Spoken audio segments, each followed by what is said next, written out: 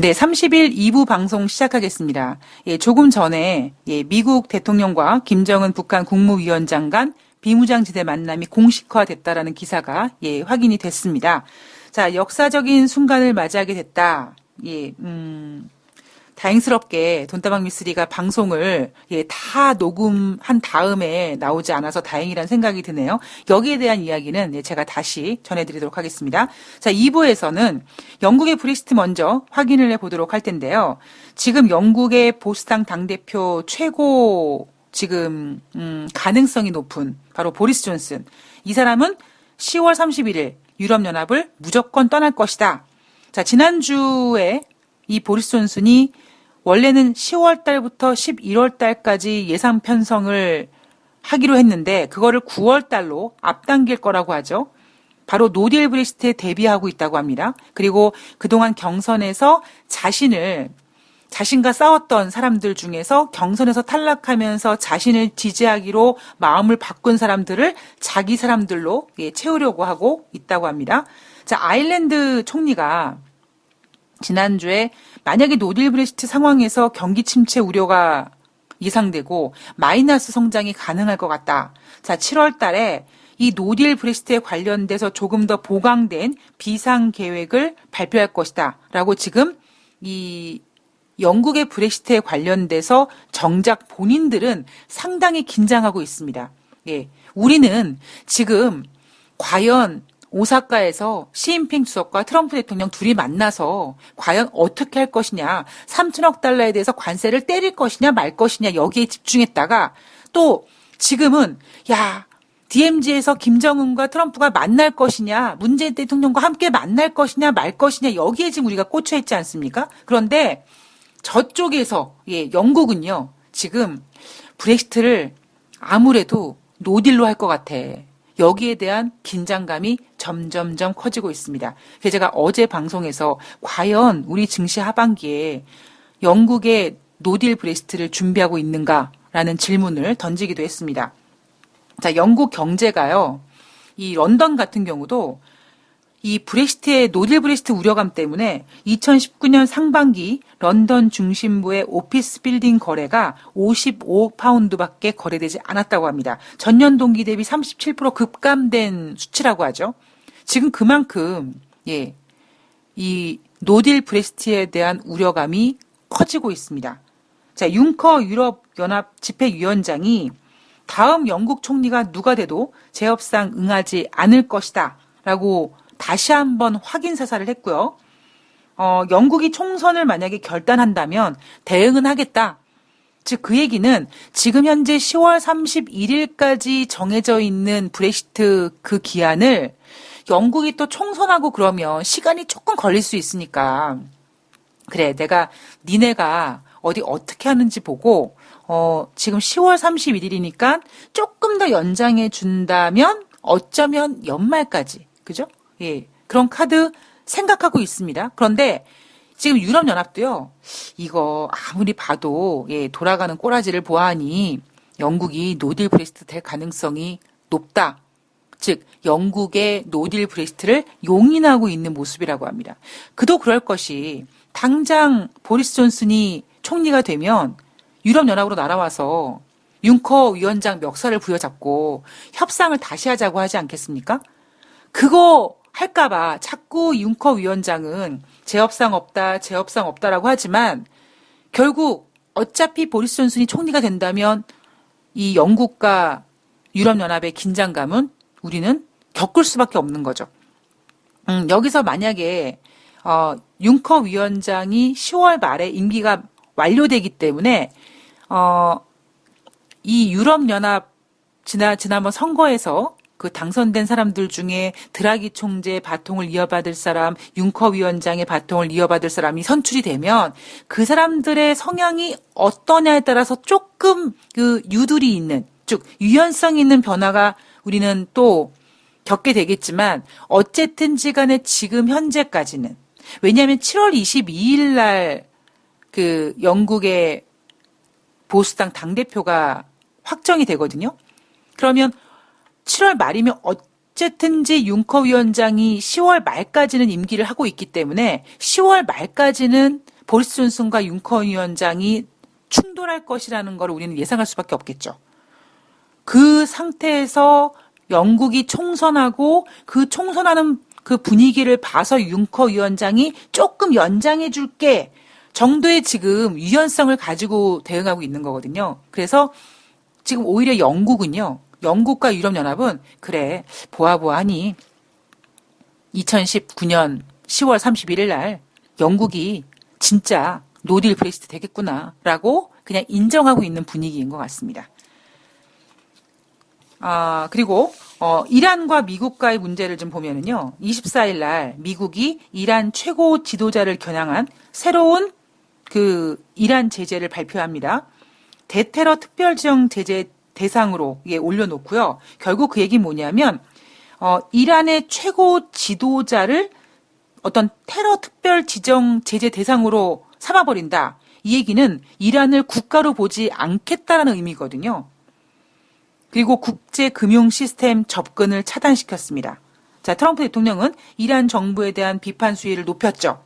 자, 그리고 호르무즈 해협에서 각국이 자국의 유조선을 보호해야 된다. 아니, 우리 미국이 중국이 중동 지역에서 기름 사가지고 가고, 일본이 기름 사가지고 가고, 대한민국이 기름 사가지고 가고, 그 기름을 실은 배를 왜 우리 미국이 돈을 들여가지고 거기를 지켜줘야 되냐? 말도 안 되는 거다라고 얘기했습니다.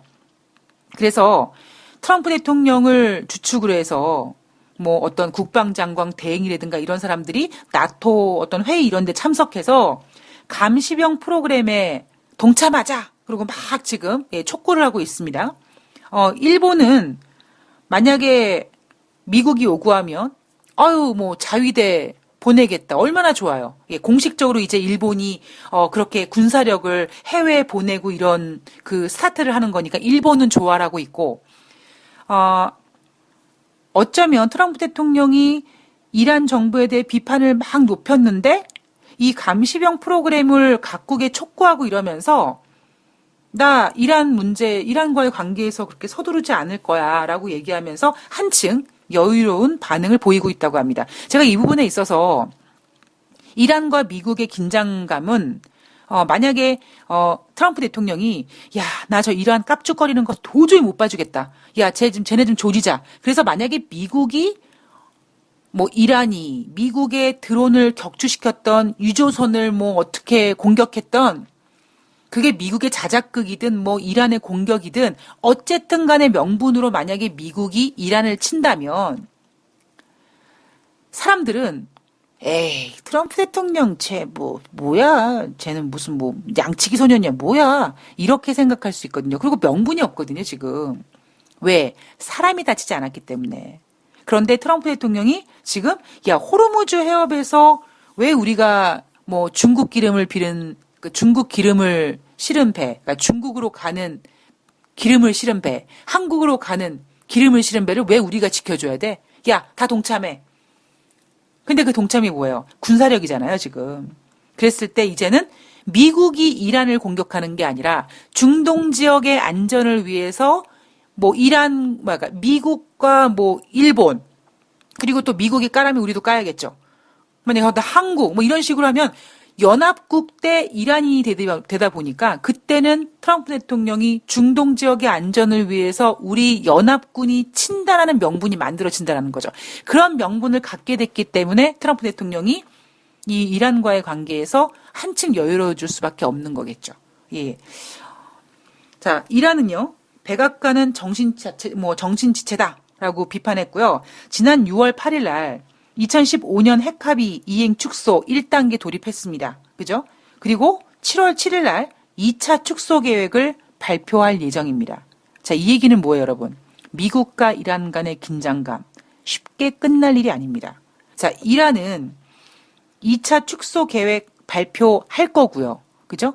자, 트럼프 대통령은 이제 다른 국가들한테 군대 보내라고 해서 연합군을 만들고 있는 거죠. 그러려고 하고 있는 거죠.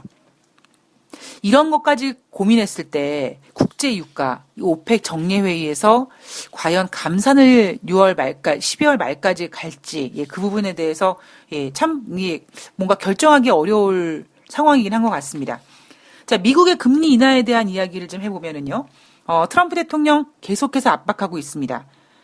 트럼프 대통령의 발언들이 있죠. 나는 연준 의장 자리를 연준 의장, 그러니까 트럼프 대통령이 나 제롬 파월 연준 의장 자를 권한 있지만 지켜보겠다. 난 그러지 않았다. 이렇게 얘기했고요. 그리고 트위터에다가 다른 국가들은 우리를 상대하기 위해서 금리를 내리는데 연준이 만약에 통화 정책을 제대로만 했다면 지금 다우지수가 수천 포인트 올라가 있을 거고 경제 성장률이 몇 프로 올라갔을 텐데 따라서 경제가 덜 좋아지고 있고 증시가 덜 올라가는 건 다 누구 때문이에요? 다 제롬 파월 연준 의장 때문이다. 트럼프 대통령은 계속 이렇게 연준을 압박하고 있습니다. 그리고 제롬 파월 연준 의장은 나는 정치적인 것에 휘둘리지 않겠다라고 얘기했고 일시적인 변수들에 과민 반응하지 말아야 된다. 그러나 금리 인하 가능성은 유지하고 있습니다. 세인트루이스 연방은행 총재, 자, 이 사람이 공격적인 금리 인하는 안 된다라고 얘기한 거를 우리가 너무 금리 인하에 이성을 잃다 보니까 아이고 그래 금리 인하. 어머 금리 인하 할 것 같아. 어머 세상에 웬일이니 2번 할 것 같아. 3번 할 것 같아. 어머 웬일이니 50bp 인하 할 것 같아. 너무 막 간 거죠. 예. 그러니까 미쓰리가 올해 미국이 금리 인하를 할 거라는 거를 전망하면서 저는 솔직히 한 번 정도였거든요. 근데 시장에서는 금리 인하 카드 얘기가 나오자마자 2번, 3번, 한 번에 50bp 너무 많이 간 거예요. 네. 너무 많이 가서 일단은 금리 인하가 좋다 보니까 흥분은 했는데 어느 순간에 가만히 이성을 찾고 보니까 이거 우리가 너무 심했다라는 생각이 든 거죠. 그래서 6월 달에 금리 인하 카드를 던진 그 가장 비둘기적인 세인트루이스 연방은행 총재가 공격적인 금리 인하는 너무 과하다라고 얘기했는데 그거를 시장에서 아이고 금리 인하 안 할래나 봐라고 실망하는 바람에 화요일날 뉴욕 주식시장이 하락한 겁니다. 그런데 제가 그때 세인트루이스 연방은행 총재는요 6월 달에 금리 인하 카드를 던진 사람이라니까요.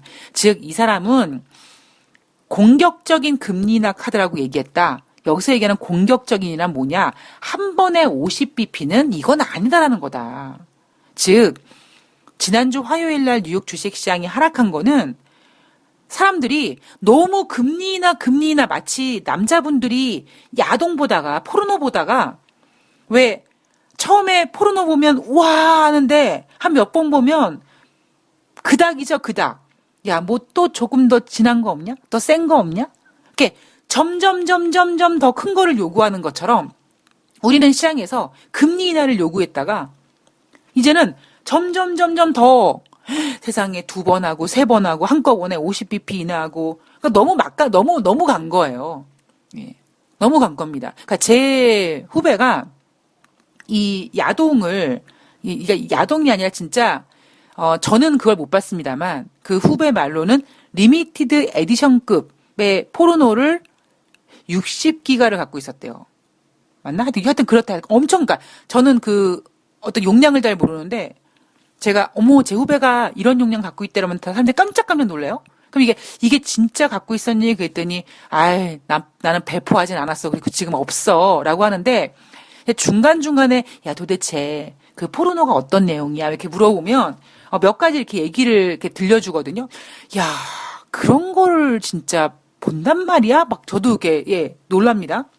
갑자기 왜 제가 포르노 얘기하고 있죠? 여하튼 시장에서는 와 금리 인하했으면 좋겠다라고 생각했다가 너무 금리 인하가 이제 금리 인하 할 것 같다라고 하니까 이제 그게 심심해진 거예요. 야 조금 더 뭐 없어? 더 센 거 없어? 더 센 거를 요구하다 보니까 2번, 3번, 50bp 얘기 나온 거죠. 그 세인트루이스 연방은행 총재가 얘기한 거는 금리 인하를 안 하겠다라는 게 아니라 너무 공격적인 금리 인하는 할 필요가 없다라는 거죠. 예. 아니, 그동안 연준이 금리를 인상할 때 얼마나 조심스럽게 막 0.25씩 그것도 점진적으로 연달아 인상도 못하고 3, 6, 9, 12 막 이렇게 했는데 한꺼번에 50bp를 그리고 지금 앞으로 남아있는 2019년도 FOMC가 4번이 남아있고 뱅크 오브 아메리카 기준으로 내년 1월달 FOMC까지 5번이 남아있는데 그 5번 동안 3번의 금리 인하를 한다고요? 그럼 도대체 그렇게 미국이 3번의 금리 인하를 해야 될 정도로 미국 경제가 얼마나 망가진다는 겁니까? 그러니까 우리가 이제 얘네들이 이제 점점 이제 시간을 보내면서 정신을 차리고 있는 거예요. 제가 여러분들한테 6월달 매주 증시 이렇게 쭉 시나리오 써드리면서 여러분 지난주에 금리 인하로 막 흥분했다면 아마 이번 주에는 좀 이성을 찾을 거예요. 제가 그런 얘기 드렸죠. 그리고 6월달 마지막 주에 제가 뭐라고 말씀드렸습니까? 오히려 마지막 주는 금리 인하에 대한 볼륨은 좀 줄일 것이다. 왜? 자꾸 금리 인하니까 그 금리 인하를 합리화시키기 위해서 자꾸 미국 경제가 죽쓰는 게 노출되거든요. 그렇게까지 할 필요는 없다라는 거죠. 자, 금리 인하는 일단 요런 식으로 봉합이 됐습니다. 7월 달에 금리 인하 하느냐 마느냐. 예, 요거 미지수예요. 만약에 7월 달에 당장 7월 1일 뉴욕 주식시장부터 미국과 중국이 다시 협상을 한다. 자, 이 기대감으로 다시 이제 상승 내리를 타겠죠. 물론 실적 시즌을 맞이해서 또 실적이 안 좋은 것 때문에 실적 시즌에 대한 어떤 실망감과 미중 정상회담 이후의 협상에 대한 재개로 인한 두 재료가 부딪힐 겁니다. 그러나 어쨌든 지금 미국 주식시장은요. 어쨌든지 간에 높이 올라와 있어요. 그죠? 거기다가 시장은 이미 금리 인하 할 거야. 금리 인하 하면 경제가 좋아지겠지라는 것들이 반영이 될 겁니다. 어쩌면 지난주에 발표된 경제지표 중에서 소비심리, 심리지수 이런 거 있잖아요. 이런 것들은 안 좋았지만 어쩌면 다음 달에 발표하는 것들은 좋아질 수 있을지도 모르겠습니다. 왜냐하면 워낙 증시나 경제는 가불해서 쓰는 스타일이기 때문에. 자, 그랬을 때 연준은요, 또 고민할 겁니다. 가만히 있어봐. 아니, 경제, 증시도 좋고 분위기 이런데, 미국과 중국이 무역 협상하고 이런데, 굳이 금리를 인하해야 될 필요가 있나? 아직까지 적정금리까지 올라가지도 못했는데? 이런 생각할 수 있겠죠. 예. 과연, 이 고민하고 있는 제롬 파월 연준 의장의 이 고민을 7월 초에 발표하는 6월달 고용지표가 확실하게 깨서 금리 인하 카드를 끌어낼지, 예, 그거는 우리가 또 아주 흥미진진하게 지켜봐야 될 부분이라고 생각을 합니다. 자, 미국 대선에 대한 이야기를 좀 해보면은요, 26일부터 27일까지 20명의 민주당 후보를 대상으로, 예, 1차 TV 토론회가 진행이 됐습니다. 20명인데 10명씩 나눴죠. 자, 오사카에서 이 TV 토론회를 트럼프 대통령이 견제합니다. 아이고, 나는 지금 오사카에서 미국 정상으로서의 역할을 참 멋있게 하고 있는데, 졸린조나, 미친 버니, 얘네들은 별로 좋았던 날을 보낸 것 같지 않아. 그리고 이 독일 총리한테, 아이고, 미국에서 지금 민주당 TV 토론하고 있거든요? 재미 더럽게 없어요. 그걸 보느니 차라리 내가 당신과 얘기하는 게 훨씬 더 재밌을 것 같습니다. 이런 정말 쓸데없는 아무 말 대잔치를 막 했죠. 그만큼 트럼프 대통령이 견제하고 있다는 얘기입니다. 자, 7월 달 중순에 로버트 뮬러 전 특검 공개 청문회가 예정되어 있습니다. 돈다방 미스에서 이거 분명히 짚어드릴 거고요. 자, 그리고 멕시코와 미국 간 국경을 헤엄쳐 건너가다 익사한 이민자 부녀 문제가 교황도 슬퍼했고, 그리고 예, 이 문제가 하다못해 트럼프 대통령한테 항복기를 들었던 멕시코 대통령조차 지금 국경 지역에서 일어나고 있는 이러한 상황들을 보고 북부 미국 국경 지역에서 이민자들을 체포하지 않을 것이다라고 했습니다. 자, 그런데 트럼프 대통령은 뭐라고 했습니까? 아유, 나 그런 거 싫어. 그리고 그렇게 된 거 있지 다 민주당 때문이야 라고 민주당 탓으로 돌리고 있죠. 자, 트럼프 대통령 지난번에 멕시코를 조져서 멕시코한테 작은 승리를 얻어냈습니다. 그리고 이제는 베트남과 무역 관련 논의를 진행 중이다라고 얘기하고 있고요. 베트남이 중국보다 미국을 더 이용하고 있다. 조만간 이제 베트남 또 관세에 맞을 준비해야 될 것 같죠. 그리고 또 하나, IT 공룡들 모두 정치적으로 편향되어 있다라고 미국의 IT 공룡들을 트럼프 대통령이 공격합니다. 구글, 페이스북 상대로 소송을 제기하겠다고 했고요. 트위터 같은 경우에는 트위터의 규정을 만약에 어기면 이 트위터에다가 당신은 트윗의 규정을 어겼습니다라는 표시를 할 거라는 겁니다. 이게 무슨 뜻이냐? 영향력이 높은 공직자들 누구에게 하는 거겠습니까? 예, 우리 지금 주식하시는 사람들이나 아니면은 모든 전 세계 사람들이 트럼프 대통령 트윗만 보고 있잖아요. 근데 이 트위터에 트럼프 대통령이 뭐 슬리피 조라든가 크레이지 버니 이런 식으로 어떤 되게 노골적인 비난이라든가 비하 이런 발언들을 트위터에다 올리지 않습니까? 그러니까 트위터에서 그거 못하게 하겠다라는 거죠. 과연 트럼프 대통령이 고분고분하게 말을 잘 들을지, 계속 그렇게 트위터에다가 비난하고 비하하는 발언들을 올리면 트럼프 대통령 그 트위터에다가 이렇게 표시를 한다는 거죠. 이 사람은 트위터의 규정을 어겼습니다라고 표시를 할 거라고 합니다. 자, 오늘 1부, 2부에 거쳐서 지금 지난주 주식시장을 좀 돌아봤고요. 오늘은 좀 죄송하지만 3부까지 좀 가야 될 것 같습니다. 어쩔 수가 없어요. 미국과 중국에 대한 이야기를 해야 될 거기 때문에 어쩔 수가 없습니다. 일단 3부에서 제가 2부 방송 녹음 들어오기 전에 김정은 북한 국무위원장이 비무장지대로 간다. 요거까지 지금 결론이 나온 거잖아요. 거기에 관련돼서 미쓰리의 생각을 좀 전해드리도록 하겠습니다. 근데 제가 여러분들께 하나만 좀 부탁의 말씀과 양해의 말씀을 드릴게요. 그게 뭐냐면, 제가 작년 5월 달에, 그 바텍 종목을 유료 방송으로 진행을 했던 적이 있었습니다. 그래서 사실, 그때 유료 방송 한 유료 결제 금액을 제가 다 이미, 수령했어요. 그런데 어떤 분께서 한참 시간이 지난 다음에 그 방송을 돈을 내고 들으신 거예요. 근데 저는 지금 그분이 결제하신 10,000원이라는 돈을 회수를 못 합니다. 왜냐하면 팟빵 결제 시스템에 50,000원 이상이 돼야지만, 그거를 이제 팟빵에다 신청을 해가지고 유료화로 바꿀 수가 있거든요. 그래서 제가, 오늘 3부 방송은요, 일단 유튜브에는 올리지 않겠습니다. 유튜브에는 올리지 않고요.